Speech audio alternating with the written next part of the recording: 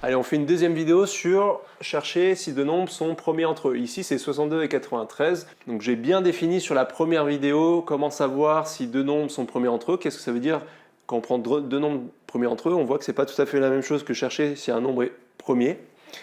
Je vous le rappelle rapidement. On va chercher tous les diviseurs de 62, on va chercher tous les diviseurs de 93. Et on va comparer les diviseurs de 62 et 93 et voir s'il y a des diviseurs en commun. S'il n'y a que 1 qui est diviseur en commun avec 62 et 93, alors 62 et 93 sont, oui, premiers entre eux. Bien vu, c'est ça. Donc, allez, c'est parti. C'est toujours la même compétence. On va chercher d'abord les racines carrées pour savoir jusqu'à où on va s'arrêter en cherchant tous les diviseurs là.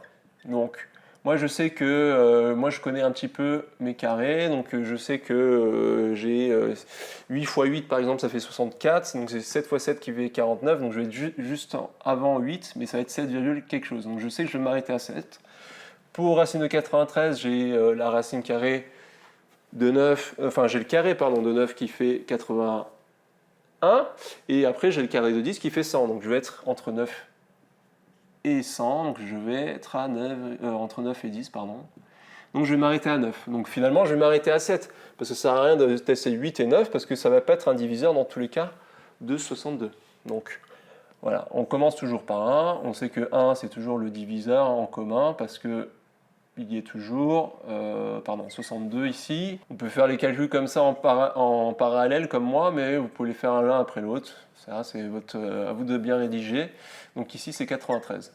Donc allez, c'est parti, on va commencer avec 2, on va passer à 3, 4, 5, jusqu'à 7. Alors 2, vous en rappelez, bon, 62, on va aller vite, hein, maintenant, ça fait des centaines de fois qu'on le fait. On sait que c'est divisible par 2, ça me fait 31. 31 fois 2, ça fait 62. Ici, c'est pas divisible par 2. On passe à 3, donc voilà, on peut les noter, hein, mais là, il n'y a rien. Donc 3, 6 et 2, ça fait 8, c'est pas un multiple de 3, donc là, il n'y a rien.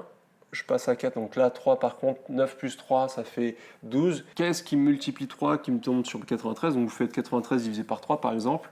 À la calculatrice, ça va assez vite, mais là, même de tête, on fait 3 fois 31, ça fait bien 93. Ah, déjà, on voit quelque chose, attends. Alors, est-ce qu'on continue? Est-ce que ça vaut la peine de continuer, sachant qu'on a, hop, qu'est-ce qu'on a en commun? On a un diviseur en commun, autre que, bon là, forcément, il y en avait là, mais là, il y a un 31.